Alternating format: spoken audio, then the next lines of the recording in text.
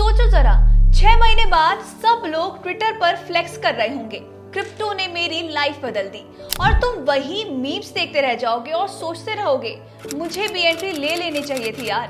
और पता है सबसे बड़ी बात क्या है? लोगों को लग रहा है कि मार्केट अभी डेड हो चुका है, लेकिन अंदर ही अंदर पूरा सीन धीरे धीरे बिल्ड हो रहा है।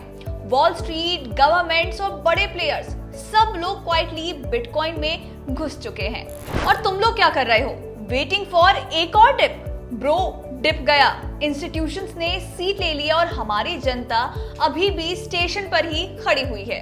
और ये सिर्फ इंडिया या यूएस तक लिमिटेड नहीं रहा। यूके के एक powerful politician, conservative MP Andrew Griffith, उन्होंने रिसेंटली एक पॉडकास्ट इंटरव्यू में बोला है, I am a big fan of bitcoin.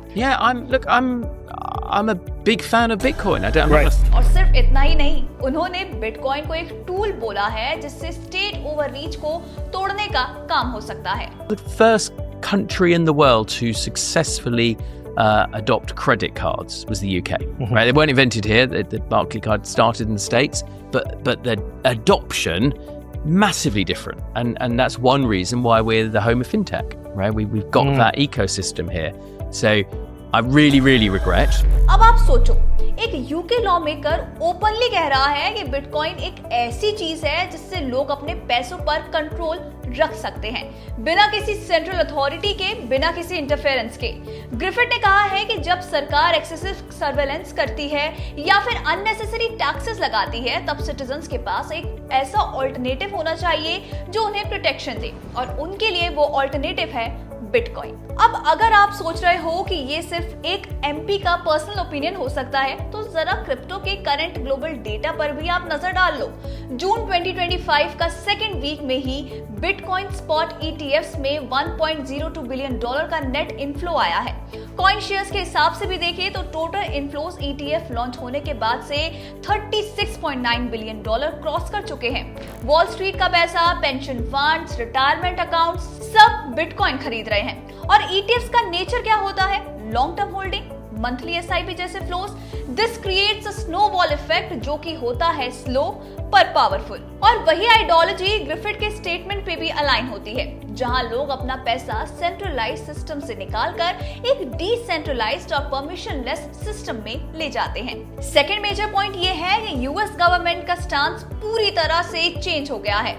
17 जून 2025 को सीनेट ने जीनियस एक्ट पास किया 68-30 वोट के साथ। ये एक्ट स्टेबल कॉइन्स के लिए क्लियर रेगुलेशन सेट करता है, और यूएस ने एक एग्जीक्यूटिव ऑर्डर के through strategic bitcoin reserve launch किया है, जिसमें सीज्ड BTC को स्टोर किया जाएगा, सेल नहीं।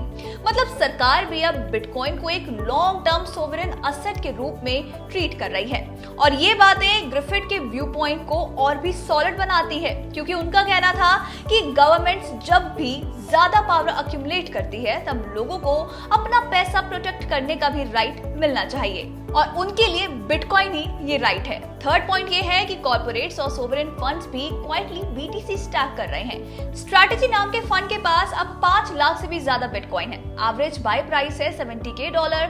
सिर्फ जून 2025 में 245 BTC और ऐड किया गया, ऑलमोस्ट $26 मिलियन। UAE के मुबादला और USA के विस्कॉन्सिन इन्वेस्टमेंट बोर्ड जैसे फंड्स भी ETFs के थ्रू ही एक्सपोजर ले रहे हैं। और ये सब कोई मीम ट्रेड नहीं है, ये कैलकुलेटेड ट्रेजरी स्ट्रैटेजी है।